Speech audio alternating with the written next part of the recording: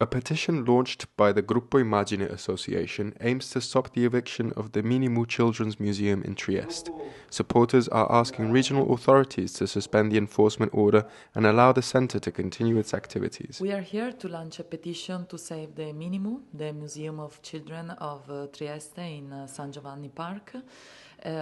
We are asking the region Friuli Venezia Giulia to give more time to the association to free the premises that the ERPAC, the regional entity for cultural activities, has decided to ask them to free.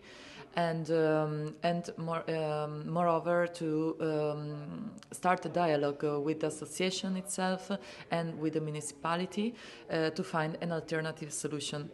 The Minimu is having enormous impact, cultural impact in the city, working with thousands of children and also other associations and reality of the territory. And so it is a reality that must be preserved. We are also asking to give them more time also because, of course, they are having ongoing activities with school, and so we are asking at least to finish the school year, but which is more, we need to find another solution to not waste all the activities and the resources that they have created in the territory.